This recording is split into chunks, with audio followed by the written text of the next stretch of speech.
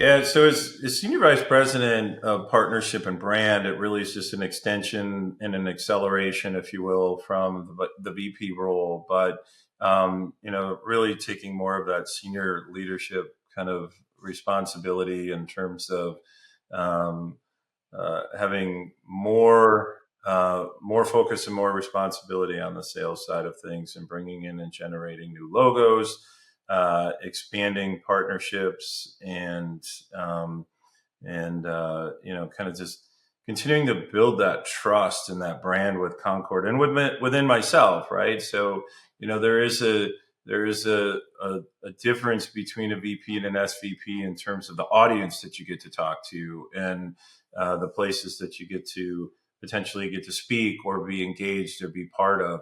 Now, I've been very fortunate, and Concord has given me a great platform and runway to be at a lot of really key events, be a key speaker at some events. But when you're in the senior position, you definitely take a different look to the market and a different look and feel to your peers, and you expand your peer network right into a more senior leadership type of a role.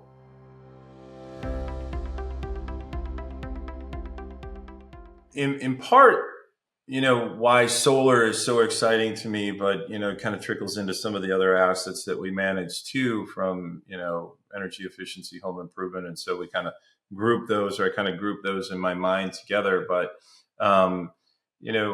I've been part of uh, clean energy finance, public finance, private finance projects for in excess of 20 years. And we'll get into that in a little bit, but going back to, some of my history and or what people want to, don't know about me. But I've had a really fun runway from the policy side of things. I've had a pretty good runway on the environmental funding and financing, business development financing, funding side of things as well. And working for Concord for the last 3 years has really given me the opportunity to accelerate that into the capital markets, where the sauce is made, right? And we all know that there's opportunity to fund all kinds of asset classes and projects. Solar in particular is a little bit unique. It is not new by any stretch. We're 20 plus years of financing and funding solar projects, but where it has evolved to today, the excitement really lies in the funding side of things, the magic, right? You have to find somebody that's going to from the entire capital stack and the entire makeup of the water flow of the funds. There's so many different moving pieces and parts to that's really intriguing and really exciting to me. And to continue to build those partnerships, those relationships, build that trust in that market, from the securitization side of things, the tax equity side of things, to the community banks, the credit unions, all of the different players, the private capital, private credit, that are funding these transactions and turning, just a simple household debt obligation on your solar into a very, very large multi-billion dollar, capital markets opportunity on an annual basis. So that part really is exciting, in terms of the structure that makes it happen and how we fund it. The policy side of things, absolutely nerd out over policy, especially when it comes to clean energy. I have for decades now. And there's been so many moving pieces and parts over the last several years. And the new administration has got some different thoughts and different ideas. But in reality, not much has changed from a policy perspective when it comes to clean energy financing in the last several months since the turn of the administration, because solar is an economic engine, right?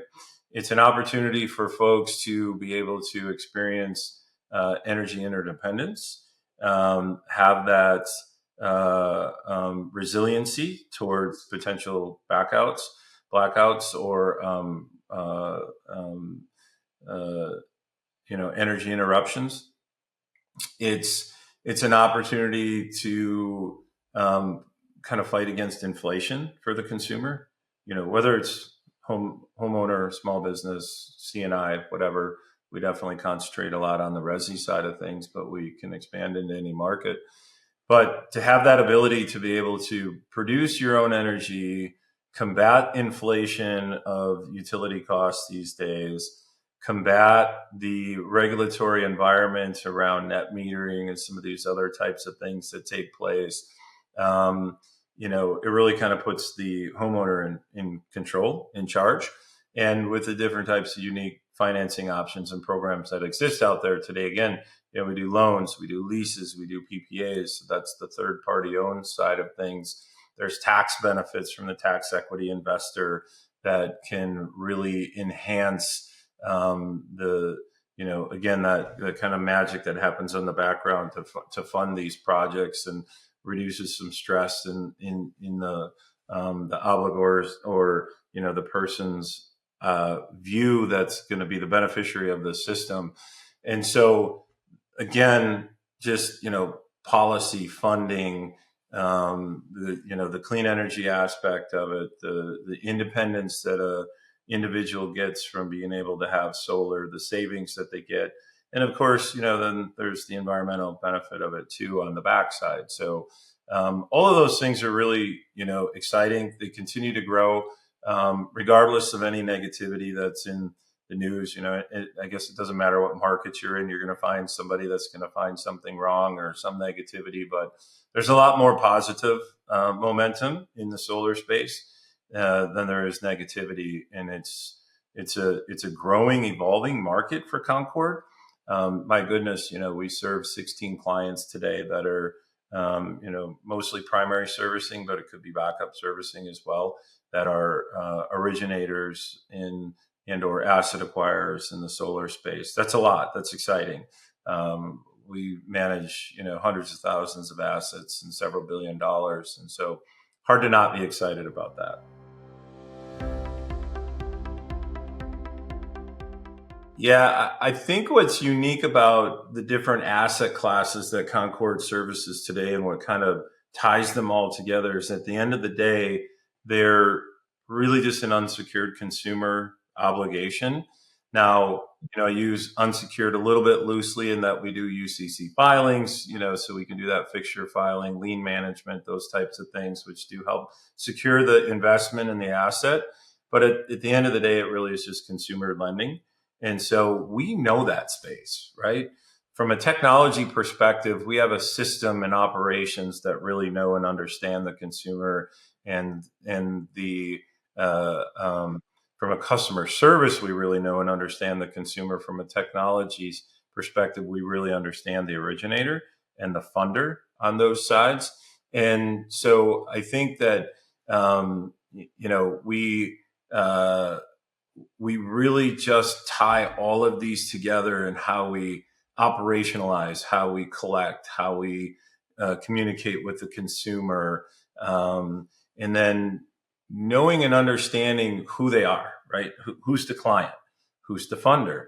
Who's the originator? Who's the fintech that's connecting the merchant to the consumer? Is it direct to the consumer?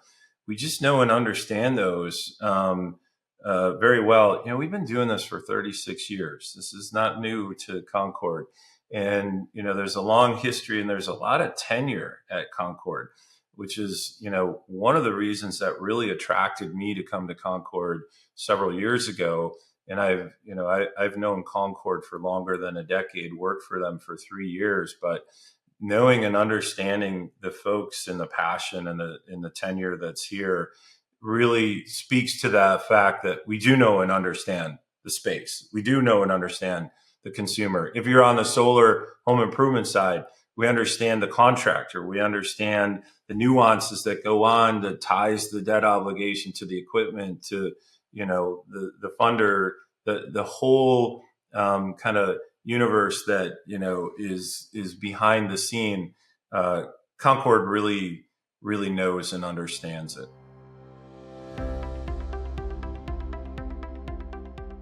Yeah, so I think Concord's the best kept secret. right? We love to grow our brand. We love to go out and talk about who we are, what we do, where we service assets, and we continue to grow that. But at the same token, if you're one of our clients that is in a first party collections scenario, we're the best kept secret, right? Because the customer, the consumer doesn't necessarily know us or doesn't necessarily see us or see our brand. And there are a handful of folks that are kind of putting together this idea of connecting, like I've said, that merchant, that consumer, the lender kind of has like this, new mousetrap or secret sauce to be able to deliver a successful financing program. Most people don't think, oh yeah, who's the third party, servicing? Let's talk about that. We kind of come in, sometimes later in the game when folks understand that A, they have to collect on these obligations. B, who are you going to have behind the phone in terms of customer service? What type of system are you going to have from a collections perspective, and so forth?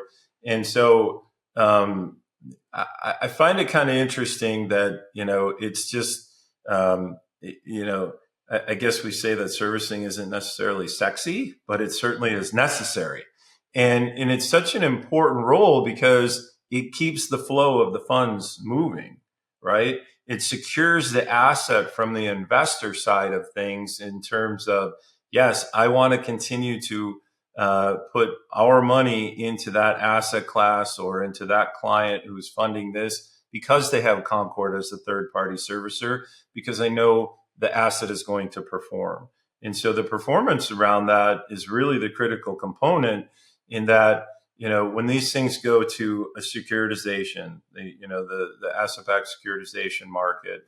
And so then there's these buyers, there's rating agencies, and there's buyers, and they want to know who is the servicer. And when Concord has been rated in multiple transactions, many private and public securitizations and transactions, they know that there's going to be trust there, and that there's going to be performance, that there's going to be experience. And so, I think it's actually a really fun space to be in, because I think we're right in the center of the hub, right? We are in the center of everything that goes around, like I've said, consumer, originator, funder, contractor, manufacturer, whoever it is, you kind of put that whole cog together, and we're the center part of that hub. And that money needs to be collected. It needs to be dispersed. You have to have the compliance, the regulatory side of things. You have to have the treasury management behind it all.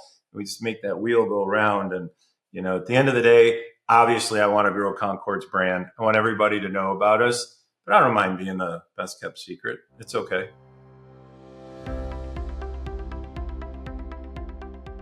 Yeah, again, I really believe the trust factor for Concord is, the length of experience that we have. Again, 36 years in the industry across multiple different asset classes, being rated, by all the rating agencies on multiple transactions, showing an accelerated performance in those ratings.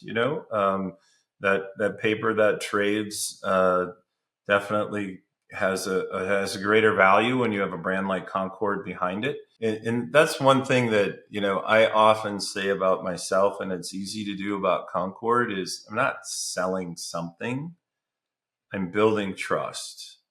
And that trust has been built since, the foundation was created 36 years ago. It's only enhanced and accelerated through those several decades. And I appreciate the opportunity to take my career journey to the next level as a senior VP, because that's who I am. I really like to build trust with folks, know and understand our assets. And when people call and talk to myself or talk to others at Concord, they really know and understand. They very quickly go, wow, I feel very comfortable. I feel very relaxed, because you really do know and understand the assets that you manage today. And you are a trustworthy company with trusted people. And so I really think that's one of the value propositions of Concord. That's who I am and how I operate. And Concord has given me that runway to be who I am because that's who Concord is.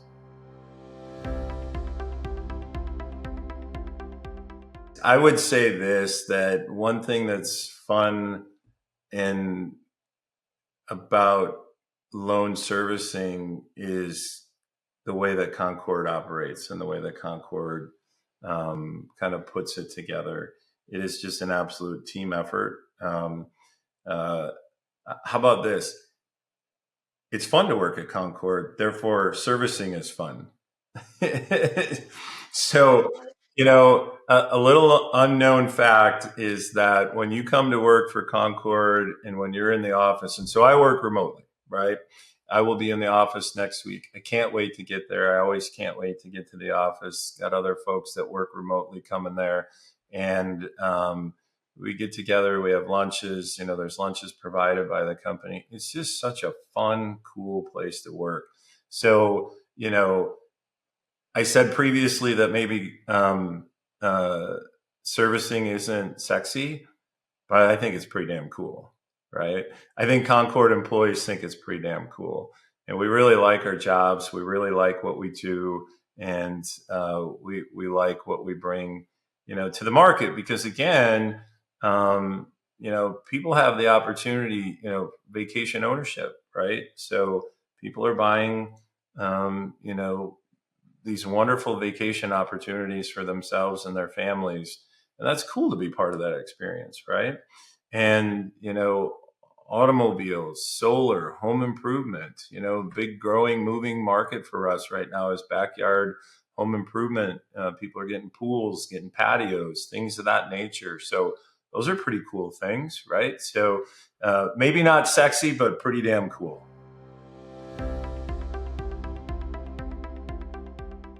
I just want to share the fact that, when you partner with Concord, you truly are partnering, right? We don't look at it as a sale. We don't, obviously we have terms and we use new logo and, we track revenue, of course, we're a for-profit company and those kinds of things. But at the end of the day, we really treat you like a partner. You're part of the family, you're part of the business. When you succeed, we succeed. So there's no point in us trying to put a program together that's not going to work, that's not going to perform, that's not going to succeed. So, our client's success, our partner's success is our success. And we take a lot of pride in that. I have clients that tell me when they get done, with 1, 2, 3 different times with me, and they're like, God, I love your confidence. God, I love how confident Concord is. It's just like it's a seamless, like, holy shit. I don't know. And I do believe it is the people, right? It's the, all of the years of experience with all of the employees at Concord and folks that come back, right? We got, folks that have left and come back to Concord because it's a cool place to work. When I met Concord, and I don't know if you know the history, but when I met Concord 10 years ago, 11 years ago now, I worked for a nonprofit out of Madison, and they're an originator for NYSERDA, which is a keystone client of Concord's. And so Sean and I have known each other that long. And so I traveled as a channel partner, kind of a strategic partner of Concord's. I traveled to the office in Scottsdale a handful of times and would meet Sean and other folks, Carrie Brandina and others out at conferences. And we all, quickly called them my friends, right? And then, just kind of started, Kyle, and I'm just like, my gosh, how many years have you people worked here? That's incredible, right? That's insane. There's got to be, there's definitely got to be something to that, right? And it was fun at the holiday Christmas party that we had in December. The little photo booth and whatever, and to see some of those folks get together that have so much tenure. It's like, there's over 100 years of experience in one little group in a photo, right? That's rare, and that's cool.